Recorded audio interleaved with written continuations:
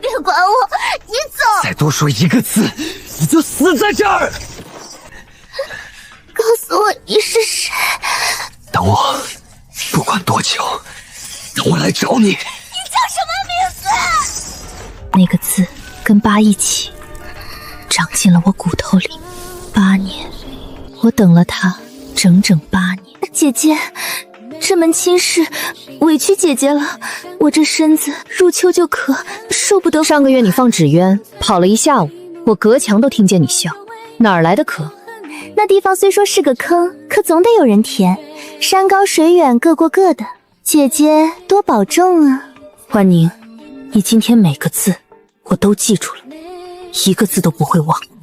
顾婉宁，你以为我去送死，可你怎么也想不到，你们嫌弃的荒地是我的金矿。这笔账我们以后一笔一笔算。泉眼这么细，灵气这么薄，刚成印，根基还浅，但够用了。泉底那是什么？那是我还不知道泉底那道纹藏着我外祖用命换来的东西。马车颠了3天，进边城时车帘被人一把掀开，就2个包袱，嫁衣呢？身上这件线头都脱了，这也叫嫁衣？嫡女不肯来，推个数的凑数，还指望什么？家里最不值钱的往坑里填？你说谁不值钱？值不值钱，轮不到赶车的地步。这句话我不计较，但别说太早。我们聘的是嫡女，你凭什么站在这儿？凭我来了，别人不肯来，不敢来，我站在这儿了。商户出身就安分些，别把自己当大人物。快症发作了，快请程大夫！压舌，侧头，别让他咽下去。你不是商户庶女，怎么懂这些？我是不懂，我只是不想看着人死在我面前。站住！顾姑娘好手段，在下程曦，回春堂做唐大夫。这城里的怪症，程大夫查了多久了？查了大半年，毫无进展。姑娘在京中也学过医，方才那点儿急中生智罢了。说的也是，那姑娘先歇着。一枚药苗就压住怪症，他到底是什么人？小丫头，你还记不记得火里那只手？我让你等，你等了8年，如今该我来找你了。少爷又发作了，快叫大夫！怎么了？少爷就蒸翻了，脸都青了。夫人，脉象散了，我们尽力了。你们3个看了几10年的病，连1个人都救不了。这症去年发过1次，勉强压住了，这次去请程大夫，快！需要移植七叶青，但这要绝种20年了。回天乏术，早些准备后事吧。他才20岁，才20岁啊！给我3日。你说什么？3日之内，我能救他。他谁呀？商户庶女懂医术。顾姑娘，心意我理解，但这病连我都束手无策，你凭什么说3日能救？凭你们救不了。3个观医看了1夜都不行，程大夫来了还是不行。都已经这样了，让我试试，你们亏什么？万一什么？他现在不治也是一样的结果。程大夫算算，哪个划算？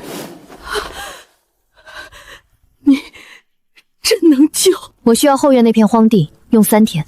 少爷快断气了，你要种地。七月青绝种20年，天底下没有第2个人种得出来。我能。3天后这块地替我说话，人没救回来，我这条命赔给府上。地给你。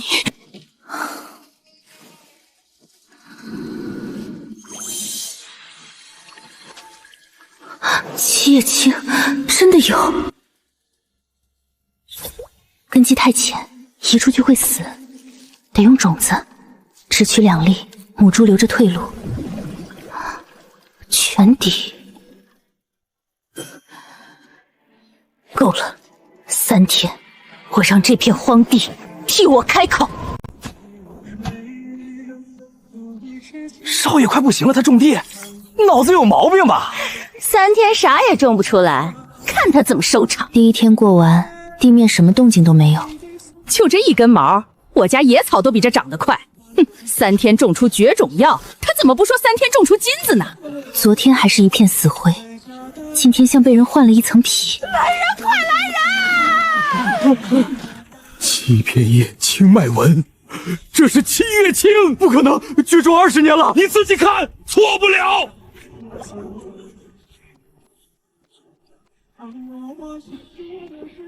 母亲，我进门那天，有人说我是没人要的弃子，有人说我不值钱。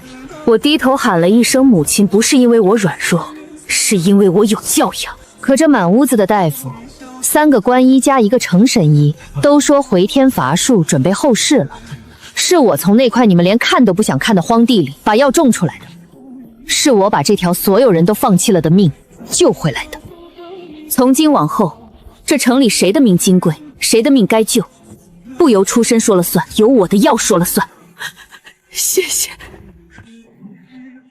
那个背影，那个战法，像极了8年前巷口消失的那个人。我那夫君是陆家3少爷，从进门就没下过床。我救了他的命，他连句话都没跟我说过。主人，这个女人怎么办？不急，能种药的人未必挡得住接下来的事。先看看他还有多少本事。将军，那个新来的少夫人，她真把七月青种出来了。你亲眼看见了。可这药绝种20年了，她怎么……你该问的不是她怎么种出来的，你该问，怪症闹了大半年，满城大夫都治不了，一个被顾家当弃子塞过来的女人，凭什么第一天就敢说给我3日？除非她早就知道这病要用什么药治。这双手，黑药的手法，像极了一个人。将军认识他。传令，后院药田周围按哨加1倍。这是为什么？他那片地比这座城墙还重要。全城的药一夜全发没了，也没下雨，怎么就这样了？边城潮气重，药放不住，可怪症还在犯，药全坏了，拿什么救人？大夫，再没药我爹就不行了。3天前采的。3天了，还跟刚拔出来一样。别人的药放不住，我的放得住。全城断货的时候，我要多少有多少。愣着干什么？人等着救命。一筐救命药，比我说100句都管用。从这天起，全城的药断货时只有一个出处。回春堂程大夫，能治怪症吗？治不了，整城大夫都治不了。治不了是什么意思？抬下来，跟我走。你现在还挑得起人吗？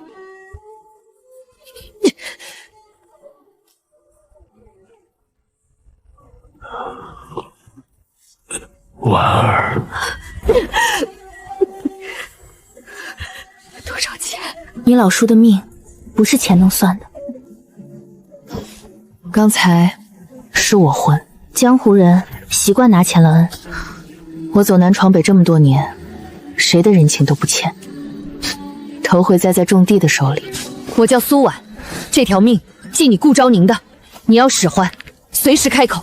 那正好，城里有人不想让我安生种药，药田被人踩过点，篱笆踹过一回，这片地帮我看着。踩你药田，多大胆子！行，今晚我守，那个踩点的下次再来，我让他有来无回。有人来过，2个人，脚不重，干粗活的，地痞。谁干的？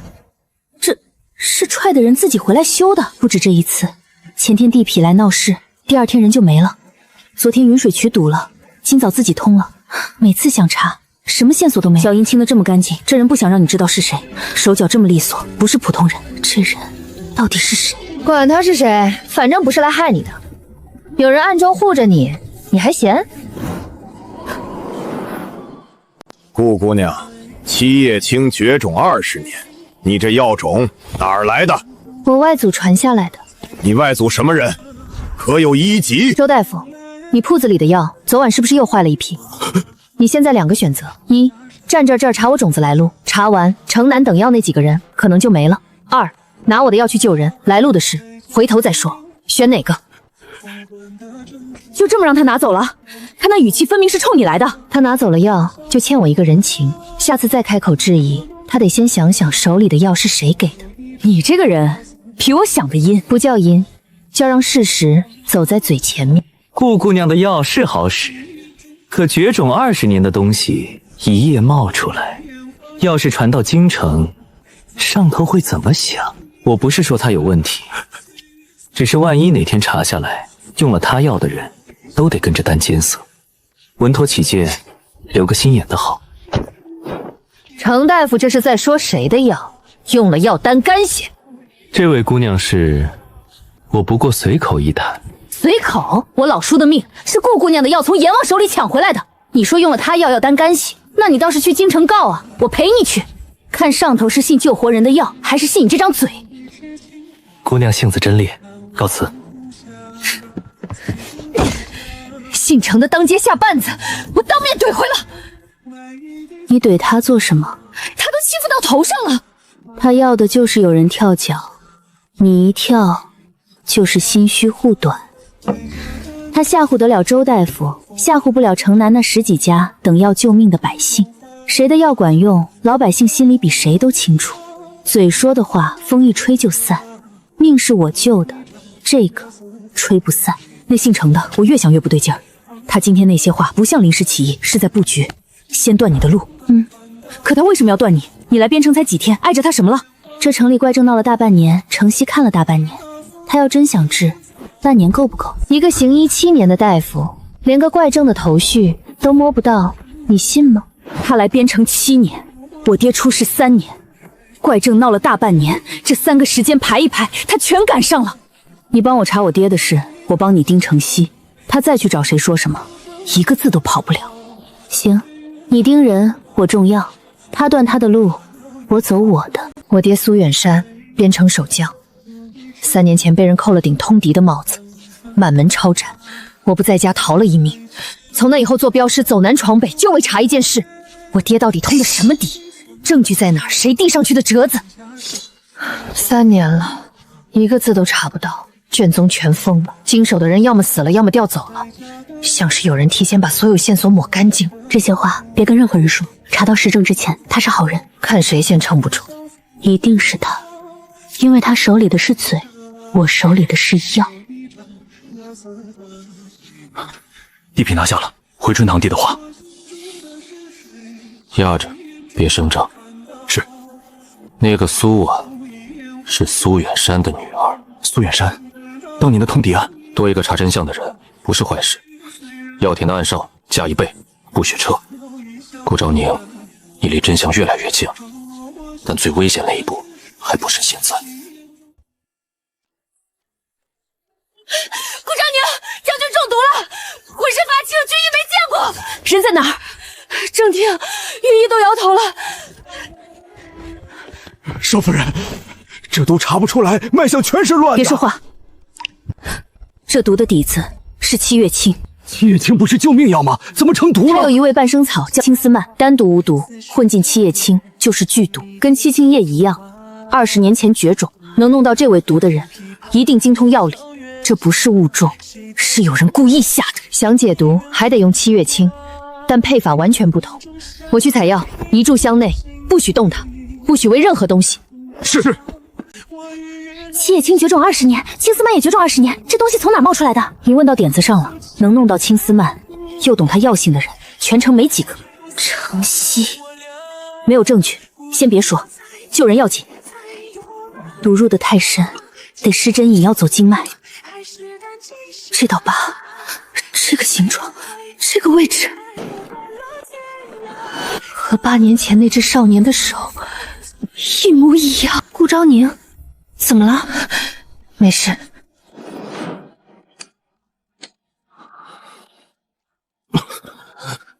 你，陆将军，你中了毒，刚救回来。多谢。谢什么？今日这条命是我中的药给的，往后谁再说我高攀，陆将军替我记着，是谁救了谁。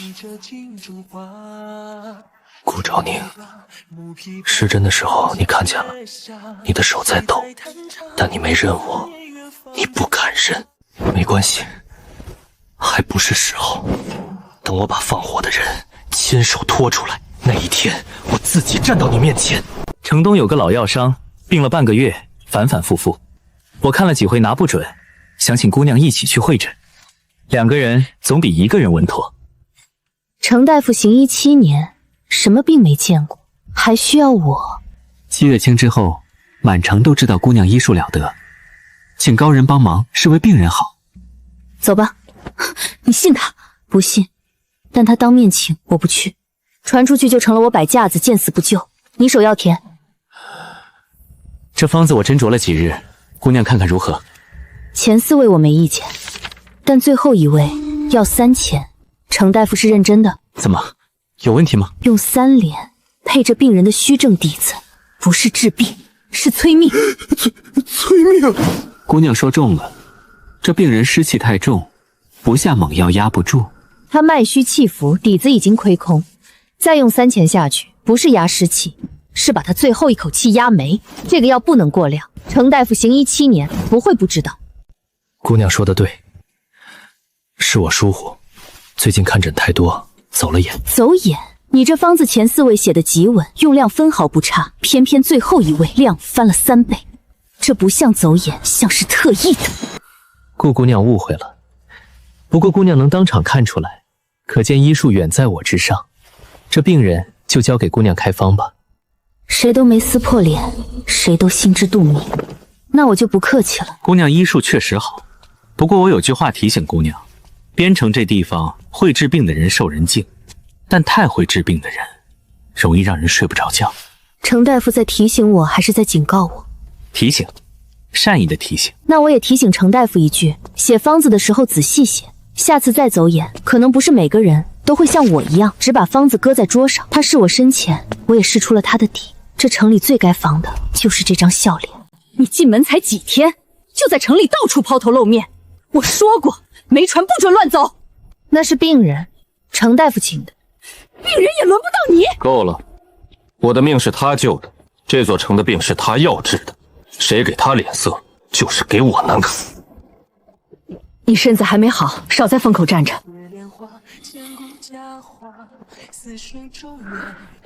多谢。你救了我的命，我护你的人扯平了。他说扯平了，可有些账好像从8年前就没算清过。母亲，我想在城西开一间药炉，府里地方小，供不上全城的量。城西有片荒地没人用，我辟出来做药田，搭个药炉看诊配药，不要府上1分银子。随你，但有一条，出了事，别说是将军府的人。不会出事。你这药田一铺开，城里有人不会坐着看。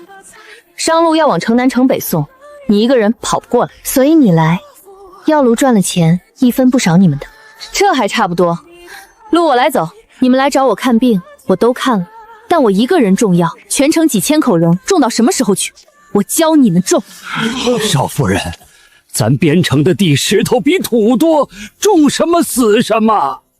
你们看好了，那是空间的灵泉，掺进了普通井水。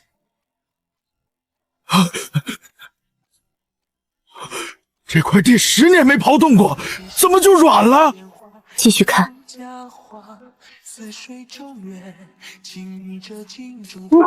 等，你这水有问题，正常的水浇下去，土不会变色，种子不会一盏茶就发芽，这不是邪术是什么？说的好像也有道理，万一真是邪的，种出来的能吃吗？你们敢用它来路不明的浇地，万一吃出毛病呢？赵掌柜，你说我这水是邪术，行，你来挑地，你浇你的井水，我浇我的，同一种种子，同一个时辰种下去，7天后，谁的地出鸡苗，谁的不出，大伙儿自己看。不敢？谁不敢？就你旁边那块绿地，我来。赵掌柜，你要是输了，就当着全城人的面把邪术2个字收回去，敢不敢？敢！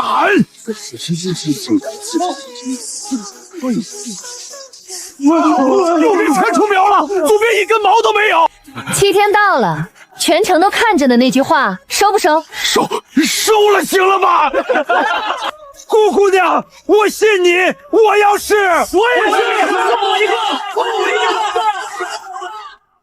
一夜之间，灰扑扑的边城绿了。不光药材，我种的萝卜都比往年粗一圈。顾昭宁，你这是要把整座城的地都种一遍啊？我不光要治好这城的病，我要让这城自己长出活路来。你这个人口气真大，口气大不大，看地里长出什么就知道了。你婆婆来了。母亲怎么来了？我儿子的病又犯了，反反复复，一夜没睡。观医看了，看了，说要长期调养，可那方子压不住。你能不能再看看？这话从他嘴里说出来，比什么都重。我去看看。你不问别的，我之前说让你安分，别攀高。母亲，我治病不看门第，哪怕当初有人嫌我配不上进这个门，病了我一样治。走吧，早看早好，拖久了又要费药。他刚才那表情，换我可没你这脾气。他当初怎么数落你的，你忘了？没忘，但他儿子的命是我救的，这笔账他自己心里有数，我不用提醒，他自己会想。你这人阴着呢，不叫阴，叫让事实替我说话。你的，京城来的。顾婉宁最近在京中风头很大，到处以贤淑之礼出席，心里说他跟几个世家走得很近，其中一个跟边城的军粮供给有关系。什么意思？这门亲事原本聘的是嫡女，指明嫁到边城，边城穷边城苦谁都知道，可这门亲事偏偏下了。反过来想，有人不想让原定那个嫡女嫁进来，嫡女进了边城跟陆家绑在一起，对某些人来说是个威胁，所以婉宁推了亲事，换了你来。一个庶女，商户出身，在他们眼里不值一提，推进坑里当个弃子，谁都不会在意。我是被当棋子推进来的，但下棋的人没想到，这颗棋子会自己走。你怀疑谁在下这盘棋？这城里所有的事，怪症、投毒这门亲事，你排一排时间线。城西来了7年，你爹出事3年，怪症闹了大半年，这门亲事今年。还有陆庭渊茶水源中毒用的青丝蔓，跟七叶青同源，能弄到这味毒的人，一定精通药理，一定在这城里待得够久。城西一个坐堂大夫做得了这么大的局吗？还有人？这只手可能是城西，也可能是城西背后还有人。亲事、怪症、投毒，背后是同一只手。我们看到的可能只是冰山一角。那你怎么办？急不得，打草惊蛇，你爹的冤就更难翻。查到实证之前，他是好人。你帮我查我爹的事，我帮你盯城西，不能瞒我。不瞒你，你盯人，我种药。你打算怎么办？继续种药，继续救人，继续查。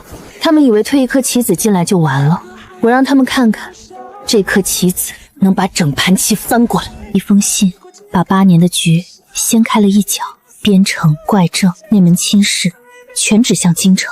还有那个人，他到底站在哪一边？不是天灾。昨晚我手到3勾，铁牙一声没叫，怎么会？因为下手的人没翻篱笆。对，有人往饮水渠里下了东西。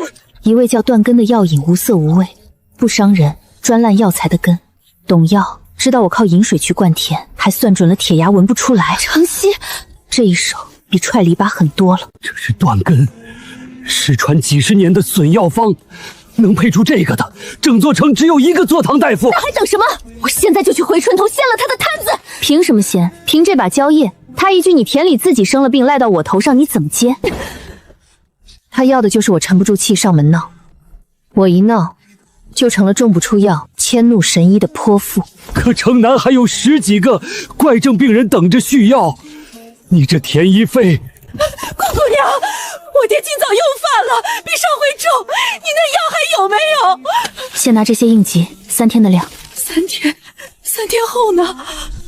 听说他药田一夜全烂了，那我们续不上药，可怎么办？他不正面害病人，他断我的药，让病人自己慌，慌到最后，他们会去求谁？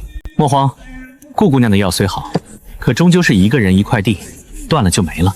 我在回春堂存了20年的方子，求药这种事，别把命压在一个人身上。顾姑娘，你的药是金子，可金子断了供，就只是块石头。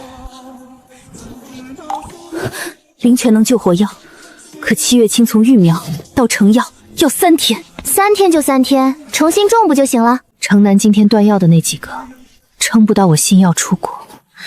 他算准了这个时间差，我能种出药，可我赢不过他下手的那一刻。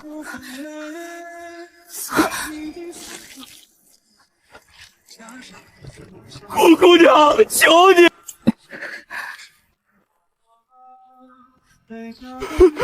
来晚了，就差1天的药。我以为只要能种出药，就没有救不回的人。今天我才明白，光有药不够，是程曦断了水，不怪药在地里，人在等救命，中间隔的那段时间就会来不及。我没说怪自己，我是记下了，这笔账记在程曦头上。听说是用了顾姑娘的药才没救回来的。程大夫说了，命别压在一个人身上。药田自己烂了，会不会药本身就有问题啊？3天前他们排队认我，3天后一句闲话就能让他们回头。人心是这世上最不经用的东西，我不怪他们，但我得把它夺回来。当务之急是重新种药，种药是后手，眼下我要的不是药，是证据。程曦这一手太干净，没留把柄，但他忘了一件事：断根下水之后会沉溅，沉在引水渠最低那一段淤泥里。他能洗掉自己的手，洗不掉渠底的泥。今晚跟我去摸渠。有了，断根的沉渣，经中后加阴。为什么？程曦背后的人姓魏，在京城。抓到证据了，怎么不去报官？这城里的官，怪政闹半年都没动静，你信他们会动程曦？留着，我要顺着这条线，把京城那只手一起拖出来。还有那个人，他到底站在哪一边？他烧我一片，我种回一片，这不算本事。药够了，赶紧给城南那几个续上啊！你愣着干嘛？需要救人是本分，可光救人夺不回他们的心。那你想怎么样？我要让全城人亲眼断的药，又是谁把他们救回来的？药田娘子要干嘛？前阵子还出事了呢，谁还敢信她的药？这几天城里有人跟你们说，别把命压在一个人身上。这话对，命不该压在一个人身上。可你们想过没有，我的药田为什么会一夜烧焦？有人往我的引水渠里下了一味叫断根的药引，专烂药材的根，不伤人，所以你们谁都没察觉。这真烂了！断药就是断命啊！城南那位老人家，不是在我的药上出事，是出在有人故意断了药的那一天。谁干的？顾姑娘，你说！我没亲眼见他下药，没证据，不能空口冤枉人。但我能做一件事：城南城北，凡犯了怪症的，今天来这里，我当着所有人的面，一碗一碗喂下去。谁的药有用，你们自己看。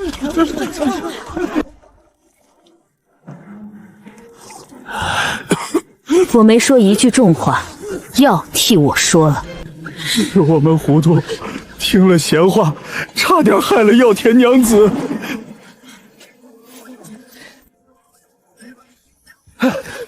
主人，不好了！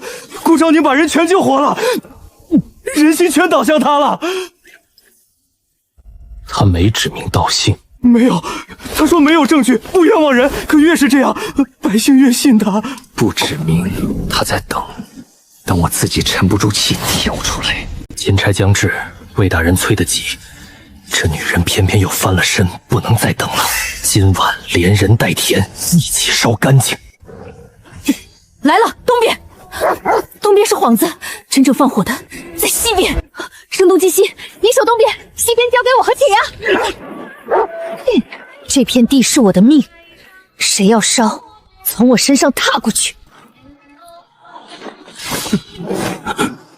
本官奉旨南下，彻查边仇投毒一案。今日人赃并获，本钦差陆庭渊。钦差，他是钦差。从我进城那天起，那道城墙上的悬疑身影。谁派你们来的？这片药田救了边城几千条命，从今日起，谁动他一根手指，谁烧他一株药，就是与这桩亲案为敌。掂量得起，再来。他早就是钦差，那这些天他在暗中，这东西是信物。京中卫士的私服，你怎么会？卫，云水区里半个卫字，黑衣人身上的卫士同服，程曦背后那只手和钦差要查的是同一个人。你瞒了所有人，从进城第一天起就是钦差。必须瞒，守将的身份是幌子，不用他查不到东西。那这些天药田的暗哨、篱笆、地痞、云水区，你在明处把荒地种成天下，我在暗处只做了我该做的。为什么帮我？因为你那片药田比这座城墙还重要。他答得太快，快的像在赌上。你查卫士，我查程曦，我们查的是同一条线。你想合作？程曦是棋子，我抓他容易，可抓了他，金珠只会换一个棋子，再来一次。我要的不是治标，我要顺着程曦把卫士一起拖出来。你和我想的一样。那就说好了，我给你程曦的破绽，你给我进京的路。一言为定。程曦今晚没动手，下次他会更急。狗急了会咬人，也会露出牙。他越急，破绽越大。顾家的女儿果然没那么容易倒。你说什么？他亮出钦差身份的那一刻，我就知道，那个躺在床上的人再也不会出现了。人都抓了，同符也拿到了，你还看泥干嘛？同符能证明他们是卫士的人，证明不了程曦下了药。我要的是把程曦本人钉死在这桩案子上。青丝蔓的枯根断了之后会卷成螺旋，这是他独有的，任何典籍都没记载。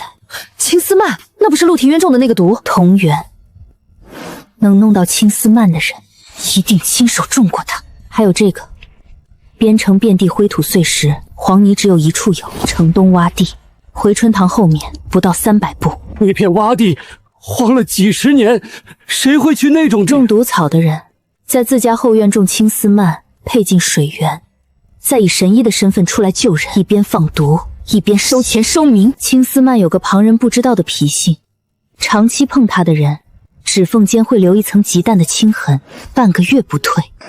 第一天见他我就看见了，那时只是疑，现在枯根、黄泥、青痕3条线全对上了。那就够了，抓他！不够，证据都齐了，怎么不够？这些证据是我说的，我指他，他指我，在不明真相的人眼里，是2个大夫互相攀咬。我要的不是我指证他，是他自己的身体当着所有人的面替我指证，而且直接抓了程曦，卫士立刻就知道边城败露，会断尾，会灭口，我那条进京的线就断了。那你想怎么办？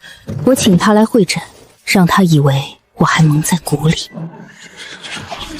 陆大人设会诊，是为怪症，这是好事，在下自然要来。顾姑娘这是要当众表演重力？今日请各位来，是把怪症的事做个了结。这城里的怪症不是天灾，是人祸。有人在水源里下了毒，一味叫青丝蔓的绝种药与七叶青同源。投毒，谁干的？顾姑娘说有人能种出绝种的青丝蔓，可据我所知，这世上能种出绝种药的只有一个，就是姑娘你自己。七月青绝种20年，你一来就种出来，青丝蔓与它同源，谁敢说你种不出来？怪症闹了大半年，你一来就有解药，这到底是巧还是自导自演？这确实太巧了。程大夫说我自导自演，好，那我问你，青丝蔓从发芽到枯死要多久？我不重要，不清楚。整整1年，我种了1整年，每天看它的根，它的脉，所以我比这世上任何人都懂它。青丝蔓断根会卷成螺旋，这是昨夜烧我药田被钦差当场拿下的那批人鞋底刮下来的，这是同一批人鞋底的黄泥，边间黄泥只有一处，城东洼地，回春堂后面300步。还有青丝蔓的脾性，长期碰它的人指缝间会留青痕，半月不退。程大夫，方才你进门递茶给我，我看见了，你比指缝间那层青痕当着所有人的面把手伸出来。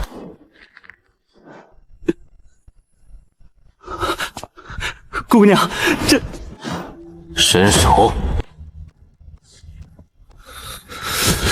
是他，都是他下的。你从什么时候开始疑我的？第一天，你进门时笑得太恰好了。一个真正的好人，不会每一处都恰到好处。来人，拿下！抓了我就完了？我不过一颗棋子，下棋的人在京城，你们够不着。魏氏，你背后的人姓魏，在京城，手能伸到边关。我说的对吗？你怎么会知道？你自己说出来了，压下去的藩馆，不许任何人接触。顾姑娘，你赢了这一局，可你知不知道你是谁？魏大人当年要的从来不是你顾家，是你外祖手里那样东西。8年前那把火，8年前那把火怎么了？问你自己手心那道疤。他说，8年前那把火，他说我外祖手里有样东西。你查魏氏查了这么久，你知不知道8年前那把火是怎么回事？进京之后，你会知道。又是进京，你到底瞒了我多少？有些事，我现在告诉你是害你，再等等。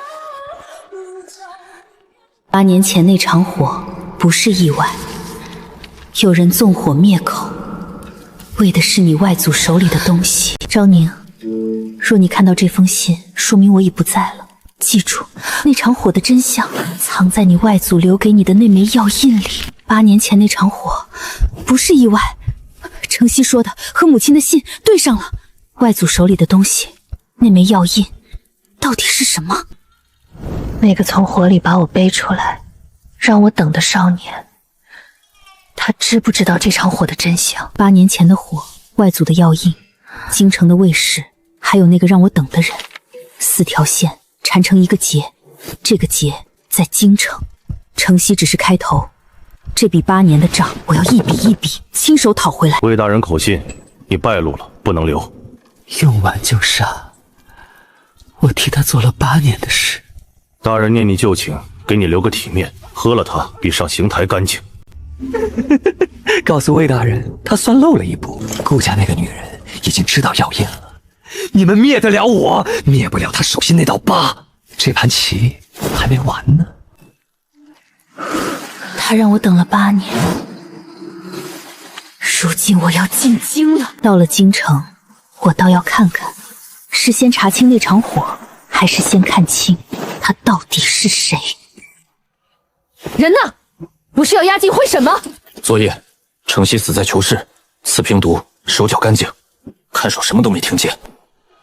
魏氏灭口了，怕他进京把背后的人咬出来。他死得越急，越说明京城那只手已经知道边城败露。他们能杀程曦灭口，可程曦死前说的那句药印已经在我这里了，这条线断不了。程曦死了，进京还查什么？会审照常，朝廷传召人证你和苏婉。你是破案关键，苏婉是旧案当事人，这2条魏氏挡不住。我能进京查我爹的案子。苏家案与边城案并审，你有权出堂作证。你早知道这些案子是连在一起的。我来边城就是为了查这条线。那进了京，你答应我的所有的真相，所有的，包括你一直在找的那个。顾家那女人手里有东西，进了京就是祸患。魏大人的意思，人不能让他活着到京城。30里外有段断魂坡，山道窄，没有暗哨，在那里动手，哼，做干净，连那封信一起带回来。京城3年了，紧张？不紧张，就想看看当初害我爹的那些人现在什么嘴脸。上一次离开京城，我是被推出去填坑的弃子。这一次回去，我带着铁证、活民的攻击，还有一封烧了一半的信，不一样了。铁牙，顾家的女人交出信，留你全尸。魏氏的狗来得正好。信，我能重获绝药，却挡不住刀。麻姑伞，顾昭宁，往后退！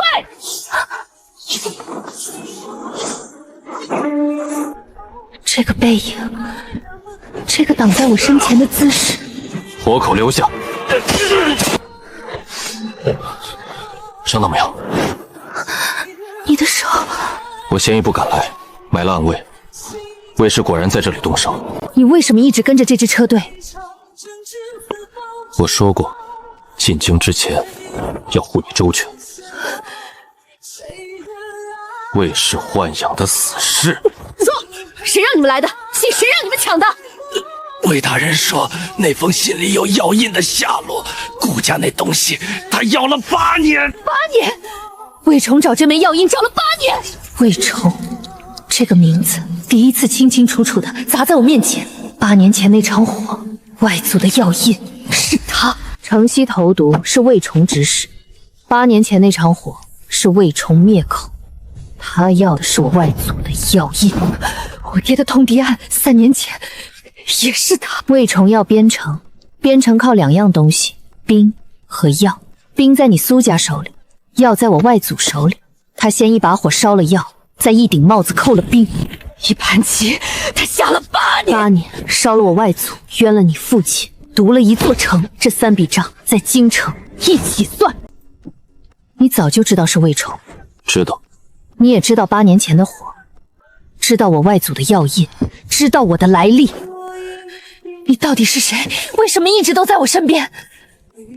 顾昭宁，你真的一点都不记得了吗？记得什么？到了京城会审那天，我会把所有的事当着所有人的面说清楚，包括我自己的。这是最后一次，你说等。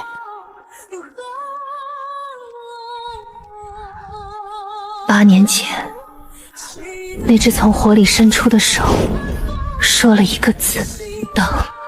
今天又有一只手挡在了我身前，2只手都有一道一样的疤。我等了8年，到了京城，我要看清那只手的脸。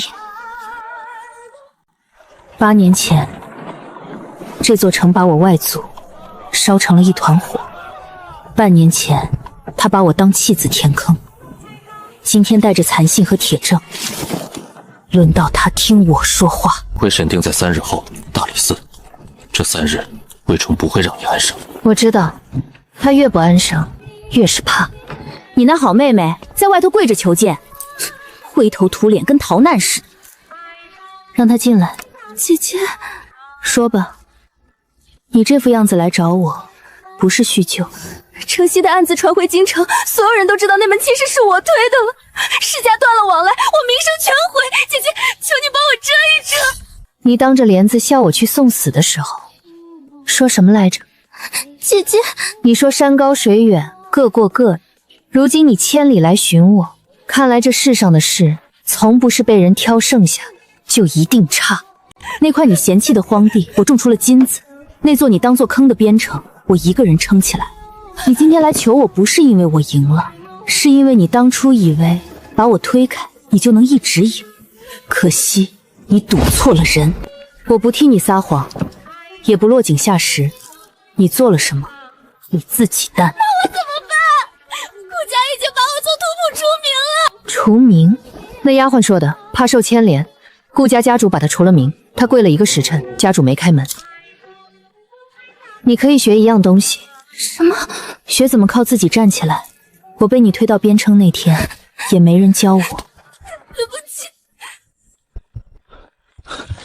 将军，魏崇今晚连见3拨人，像是在串供。还有，他递了折子，说边出通毒案证据来路不明，要求大理寺先查顾姑娘的妖术种药之嫌。他反咬，倒打一耙说你是妖人。意料之中，程曦死了，死无对证。他要把谁搅浑，把投毒案变成妖术案，审的就不是他，是我。他在京中经营多年，大理寺里有他的人。明日会审，堂上未必都向着我们。他越想把我变成被告，越说明他怕我，站在原告的位置。他说我妖术重药，好，那我就让所有人明白，能种出绝种药的本事不是妖术，是我外祖传下的家学，而想把这门家学连根烧掉的是魏崇。可你怎么证明8年前那场火是他放的？程曦死了，火也过去8年了。8年前那场火，总有一个活下来的人，对吗？有。谁？明日堂上你会知道。3年了，明天我爹的案子终于能当堂翻开。紧张，我怕站到堂上，他们又一句查无实据把我打发了。3年前我喊冤，连大理寺的门都进不去。这一次，你不是空着手喊冤，你手里有你爹自己留下的话。我爹到死都知道是有人陷害的，他留了这个，就是有一天有人能替他翻过来。明天，你替他翻。大人，此事全灭，信没抢回来，顾家女人进京了。一个种地的妇人搅了我8年的局。大人，要不要再……来不及了，明日会审，我自有办法，把脏水全泼到他身上。8年前那场火，我亲眼看着烧成灰，顾家7口一句不少。这女人到底是从哪儿冒出来的？一个都没漏，我数过的。魏冲，你数过8具尸首，可那晚顾家有9个人，你忘了算我。明日该亮的全亮。明天堂上，魏冲位高权重，满堂都是他的人，我们能赢吗？他有权位，有人脉，有一张能颠倒黑白的嘴，我有他烧不掉的证据，杀不完的人证，和一件他到现在都没算明白的事。什么事？8年前那场火，他以为烧干净了，其实漏了一个人。睡吧，明天这8年的账一笔一笔当堂算清。鞭头唐突一案，主犯程曦已伏住，今日传召人证，彻查同案。顾氏，你是破案关键证人，从头说来。且慢，大理寺卿，此案疑点重重，程曦已死，死无对证。而这位顾氏，7月清绝种20年，他一来便种出来。青丝绝种20年，投毒用的也是他。怪症闹了大半年，他一到便有解药。诸位，世上哪有这般巧的事？能种出绝种毒草的与投毒之人，会不会本就是同一人？老夫怀疑这投毒乱城之事，根本是他自导自演，借机邀功，博取边城民心，此乃妖术惑众，该先查他。魏大人所言极是，一个商户庶女被顾家塞去边城凑数的，凭什么懂这等绝戏？说到底，不过种了几年，今日他能上堂，明日是不是卖菜的也能来？哼！一个边城妇人，也配在大理寺议论朝局？他在等我自己说话。诸位说我只会种地，不懂朝局，说我是妖人。那我请问，诸位坐在京中高堂时，边城的百姓在干什么？他们在死，一个一个的死。怪症闹了大半年，满城大夫束手无策，每天都有人被抬出去。诸位坐在这里清谈的时候，是我在边关把一座连草都不长的荒城一寸一寸种出了活路，是我把满城将死的病人从死神手里一个一个拉回来，是我亲手种了1整年的青丝蔓，凭一个种地人的眼睛，把藏在暗处投毒的人挖了出来。魏大人说我自导自演，博取民心。好，那我问大人，我若要博民，何苦去边城那等苦寒之地？京中富贵不比边疆好博。我若是投毒的妖人，为何要救人？投毒的人巴不得城越乱越好，可我做的每一件事，都是在把这座城从乱里拉回来。魏大人急着把我变成被告，是不是因为真正的投毒之人若被查出来，牵连的是大人您？我今日站在这里，不是来求谁开恩，也不是来自证清白的。我是来把真相当着所有人面摆到这张桌子上，谁怕这真相，谁就站出来拿我试试。顾氏，把你查到的呈上来。每一样都有实物，每一条都有出处。青丝蔓种于城东洼地，回春堂后300步，投毒入水源，慢性发作，症状似风寒，初期查不出。程曦以坐堂大夫之身，一边放毒，一边救人收民。而他袖中地查时露出的指缝青痕，是长期接触青丝蔓的铁证，当堂可验。魏大人，证据确凿，程曦投毒，证据链完整，你还有何异议？证据。老夫只看见一个商户庶女种出了连药宗都已失传的绝术。诸位，七叶青、青丝蔓、九节血兰，这些都是上一代药宗秘法，绝传20年。一个商户人家的庶出女儿，凭什么会药宗嫡传秘术？除非她的来历是假的。是啊，一个商户庶女，怎么会药宗秘术？他在攀咬我的来历，可他不知道，他这一咬，咬开的是他自己8年前最想埋掉的那桩。魏大人问得好，一个商户庶女为何会药宗嫡传的秘术？这个问题的答案，老夫今日就当着满堂诸位说个清楚。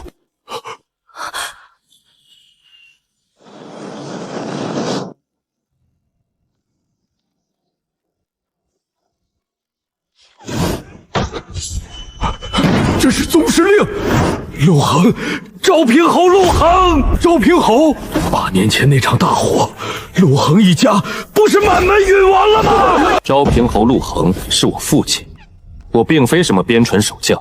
8年前那场火，烧死的不止顾家，也烧死了我父亲。我是奉旨南下彻查此案的钦差。魏大人方才问一个商户庶女为何会药宗嫡传秘术，这个问题该因为8年前那场火是你放的。血口喷人！8年前那场火，大理寺早已结案走水失火，与老夫何干？8年前，顾氏宅邸失火，一家7口殒命。结案2字，走水。批此结案的是时任大理寺少卿，诸位可知那位少卿是谁？结案陈词的证人姓名被人为涂抹，而批准结案压下此案的少卿，正是当年的大理寺少卿，如今的兵部右侍郎魏崇。署名确为魏崇。8年前的旧案与当年少卿任职对得上。诸位或许不解，魏崇城身居高位，为何要烧一个药农，害一座边城？因为边城是边关门户，守一座边城靠2样东西：兵和药。兵是苏家的，药是顾家老先生的。顾家老先生掌握药宗失传的重要古法，能让边城药材自给，不依赖京城补借。这样一座既有强兵又能自给的边城，魏宠若想把边关兵权握进自己手里，就必须先除掉这2样。8年前，一把火烧了顾家，断了边城的药脉；3年前，一桩通敌案冤杀了苏家，夺了边城的兵权。大半年前，他又派城西投毒乱城，只待边城彻底灭了，便可名正言顺安插自己的人接手兵权。一盘棋8年。大理寺卿，苏家通敌案是冤案。我父苏远山戍边3代，以死守城，绝无通敌。这是我父出事前京城的密信底本，藏于边城旧宅家壁。魏崇劫了正本，却没劫到这一份。信中写明，苏远山已察觉有人在边城暗中布局，怀疑投毒与京中高官勾连。他在信里点了一个名字。不可能！苏远山的信，我明明什么？你明明劫了我爹的信！魏崇，你自己说出来了。魏大人问一个商户庶女为何会药宗秘术，现在我来答这最后一问，因为她根本不是什么商户庶女。她外祖是药宗最后一代传人，她母亲是药宗嫡女，她是药宗嫡脉顾氏昭宁。药宗嫡脉，她不是商户庶出。药宗嫡脉这4个字，我外祖用命护着，母亲用一封烧焦的信留着。今天终于有人当着所有人的面替我说了出来。我在顾家被克扣，被轻视，被当成最不值钱的那一个。我以为那是庶女的命，原来不是命，是有人故意把我压了8年。8年前火起，他被人从火里救出，昏迷半月。魏崇知道他没死，却找不到他，更不知药宗的传承在不在他身上。于是他做了一件事，花银子收买顾家，把这位药宗嫡脉以商户庶女的身份养在深宅，克扣轻戒，不许他接触医术药道。等他长大，再随便寻个由头，远远的打发。那么嫁去边城的亲事，就是那个随便寻的由头。是，送你去一个他以为你活不过几年的地方，这辈子就这么葬送掉。顾家家主知不知道我的来历？知道，魏崇每年于顾家一笔银子，条件只有一个，把你养着，不许出头，不许接触药道，等你长大，远远嫁掉。所以那场把我推去边城的亲事，不是顾婉宁一个人的算计，是顾家拿了银子，合起伙来，要把我这颗碍事的棋子彻底踢出局。顾婉宁不知全幕，她被许了京中世家的姻亲，便欢欢喜喜把你推了出去。她也是棋子，只是一颗自愿的棋子。被亲族当成货物卖掉8年，这笔账我记下了。你说你是赵平侯之子，不可能！8年前那场火，老夫确认过尸首，顾家7口加赵平侯陆恒，整整8具，一具不少。8具，你数得很清楚，可你忘了，顾家有9个人。顾家7口，我父亲，还有当晚随父亲做客的我。你数的是8具焦尸，你漏算的是从火里活着爬出来的第9个人。9个当晚做客的孩子，人证、物证、数证俱全。8年前纵火灭口，3年前构陷忠良，大半年投毒乱城，桩桩件件皆指向一人魏崇。还有谁觉得顾氏不配站在这堂上？他接了魏崇，接了我的身世，接了那场火。可他说第9个人是从火里爬出来的，8年前从火里把我背出来的也是一个少年。陆大人，你说你是从火里活着爬出来的第9个人，那我问你，8年前从那场火里把一个12岁的女孩背出来的人是不是你？8年前那一夜，我随父亲在顾家做客，火起时，父亲死在了里面。我从火里爬出来，身上烧了7处，但在爬出来之前，顾家最小的那个姑娘，我把她背在背上，冲出火海。我把她背到巷口放下，她拽着我问我是谁，我没有告诉她名字，我只是翻开她的手，在她掌心写了一个字：等。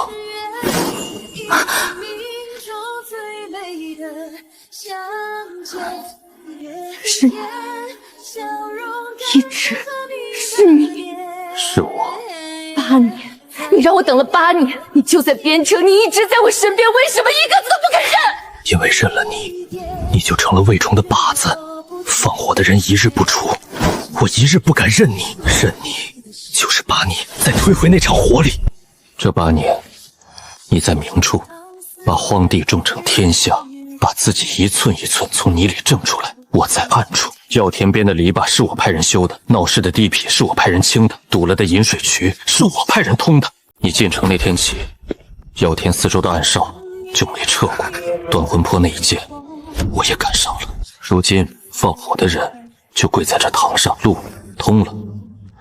顾昭宁，8年前是我爸把你从火里背出来，这一次换我站到你身边。你动作太慢了，对不起，等久了。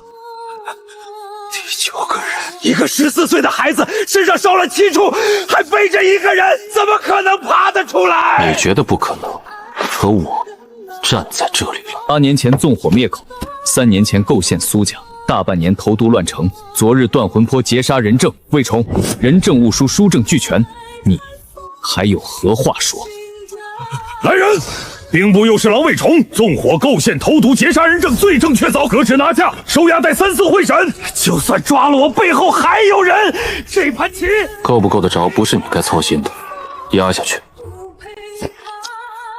苏婉上前。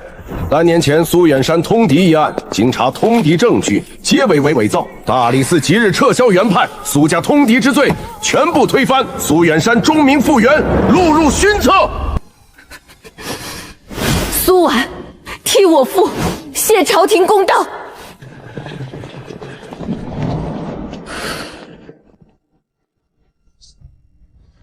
你说还有人？魏崇背后那只手？他没说错，这盘棋没完。那就接着下。这一次，我陪你下。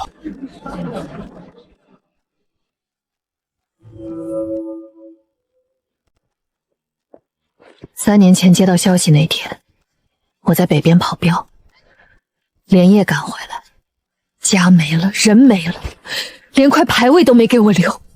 我去衙门喊冤，没人理；我去找我爹的旧部，一个个全躲着我。我去京城告状，连门都进不去。后来我想明白了，没证据，没人脉，没靠山，喊破嗓子也没用。我得先活着，先攒够本事，再回来翻这个案。所以你做了镖师，对，3年攒钱、攒人、攒线索，可什么都没攒到。直到遇见你，8年前那把火烧了你的家，3年前那桩冤毁了我的门。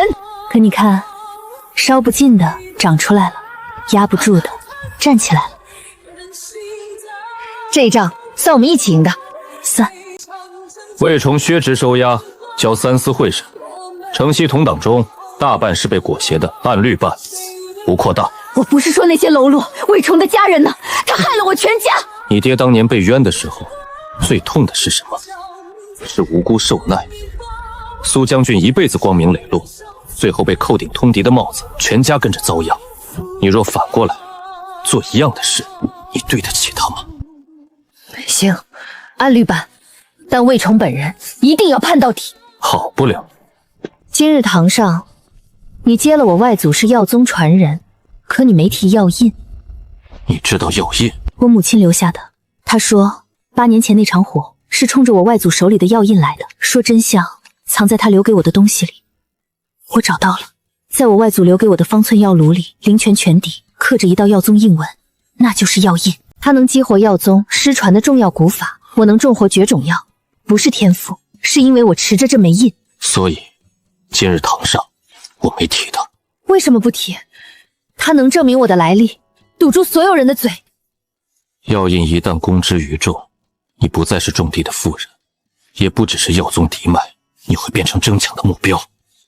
魏崇背后的人一样有，你现在的身份更好，却不至于让人动杀心。你在替我藏，你想的比我远。我想了8年，走得稳，走得安全。8年前，你从火里把我背出来的时候，你才多大？14。14岁，身上烧了7处。你那时候就决定要查清这一切？不是，14岁那年，我只决定了一件事，让你活下来，剩下的是后来一步一步想明白。你这个人真讨厌。8年不吭声，什么都自己扛，篱笆修了，暗哨设了，路铺了，偏偏一句话不跟我说。说了你就会认我，认了你就危险。那你现在不怕了？放我的人已经在牢里了，我没什么好怕的了。对了，临走前我听人说起你那妹妹，顾家除了她的名，京中世家也再没人理她。她托人来求过你一回，你没见。后来听说她去城外一个远房亲戚那儿做绣活糊口了。绣活？当初她隔着帘子笑你去送死的时候，大概没想过有一天得靠自己一针一线挣饭吃。她总算开始靠自己了，各过各的，一个种出了天下，一个终于得自己站着了。京城的事聊了，魏崇背后的那只手还没揪出来，但今日之后他会沉一阵子。那就趁这阵子回边城。回去干嘛？案子都破了。案子破了，城还没好透，药田要管，病人要治，商路要跑，边城是我一锄一锄种出来的。京城的恩怨寥寥，我得回去接着种我的地。我陪你回去。那还等什么？走啊！我那条商路还等着我跑呢。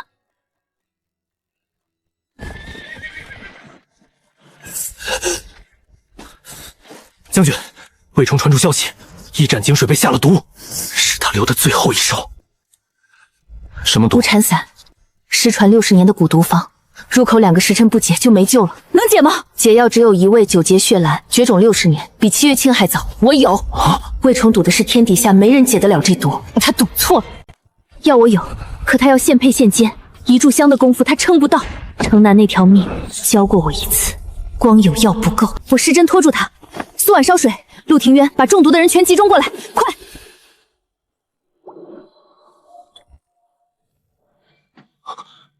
别问，来不及。7、8个人全抢回来了，这一次一个都没落下。他算得到了6年前的绝毒，没算到一到一个种地的人手里有他想都想不到的东西。这8年他算漏的，从来都是你。赵宁，爹来看你了。哼，顾大人来边城，有什么事？什么顾大人？叫爹！爹是来接你回去的。你如今是钦差夫人，又是耀宗嫡脉，立了这么大的功，咱们顾家脸上有光啊！爹跟族里商量过了，给你恢复嫡女身份，图补上重新。不必了。什么？顾大人，你我之间的账，大理寺已经替我算过了。8年前那场火，你明知我是耀宗嫡脉，拿了魏崇的银子把我当商户庶女养着，克扣轻贱，不许我碰医术，为的是让我一辈子抬不起头。赵宁，这是误会。出嫁那天，你顾家大门关得死紧，一个人都没出来送，那也是误会。你拿我换了8年的银子，换了顾婉宁一门好亲。如今我洗清了冤，立了功，你又来认亲。你认的不是女儿，是钦差夫人，是耀宗嫡脉，是顾家脸上那点光。赵宁，过去的事儿，爹也有难处，只要你回族谱。顾大人，你给得起的叫名分，你给不起的叫本事。名分我不要了，本事我自己有。你那个嫡女身份留给需要的人吧，我在这里很好，有药田，有药炉，有一城的百姓认我，这些东西比你族谱上那个名字值钱的多。把礼带回去，边城不缺这些。赵宁，你别忘了，你身上流的是顾家的血。顾家的血，8年前那场火里已经替我流干净了。8年前出嫁那天，这扇门对我关得死死的，今天这一关算我还给他们的。你看他那脸，比吃了黄连还苦。他不苦，他只是没算到我不接。不接就对了，当初把你推出去的时候，怎么不记得你是嫡女，是耀宗？算了，不值得多说。他的体面是他的事，我的日子是我的事。顾昭宁，你这辈子最厉害的本事不是中药，是什么？是谁的施舍都不接。名分是别人给的，本事是自己挣的。我这一路从没接过谁的施舍，往后也不会。半年前我进城那天，这是一座连草都不肯长的城，他们嫌它苦，把我推了进来。现在他活过来了。8年前那场火烧掉了我的家，我的姓，我的来历，可烧不尽的，我一锄一锄又种了回来。顾昭宁，我回来了，商路跑通了，跑通了。你那7月清制的成药，隔壁3个城抢着要，价钱谈好了，不亏。苏家的案子昭雪了，你爹的勋册也录了，你还跑什么商路？我爹守了3代边关，我替他守这条养活边城的商路，谁敢动手脚？跟你刚来那会儿不一样了。不一样了。少夫人，你忙了3个月，自己的身子也顾着点，没事也喝。你当初救了我这把老骨头1碗药，如今还你1碗。孙伯的药还是这么苦，良药苦口嘛。少夫人，你知道城里现在都怎么叫你？怎么叫？叫你药田娘子，百姓给的，比什么诰令都值钱。孙伯，济生堂首席坐堂大夫的位子一直给你留着。被城西挤走3年，我以为这辈子我在城北连那破屋了，还有人记得我。不是记得，是这座城需要你。行，那我就继续看诊了。母亲，我母亲你送点东西，厨房做的不是什么好东西。母亲亲自送，让下人送也行，但我想自己来。昭宁，进门那天我说过一句，别把自己当大人物。我记得那句话，是我看走了眼。这座城能有今天，是你一锄一锄种出来的。我嘴上不说，但心里有数。往后你忙不过来，府上的人你尽管使唤，谁再敢给你脸色，不用等月儿开口，我来说。还不回去？再拔几棵，这几天没顾上，杂草又冒头了。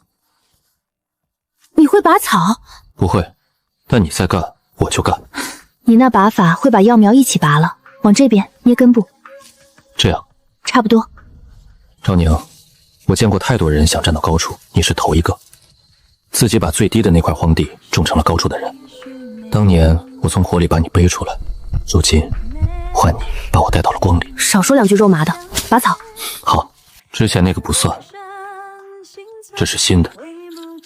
这次是我娶你，不是什么遍地都说的荒唐亲事。药宗嫡脉也好，药田娘子也好，我娶的是你这个人，你愿不愿意？你修了8年篱笆，才跟我说这句话。太慢了。那你的意思是？我的意思是，下次动作快点。你们俩蹲地里拔草，这就是你们的花前月下。你闭嘴！顾昭宁，这座城被你种出来了，不是我一个人种的。行，算我一份。那我走了，明天还得跑商路，路上小心。就你说。他们嫌这地方苦，嫌这里连草都长不活，把我推了出来。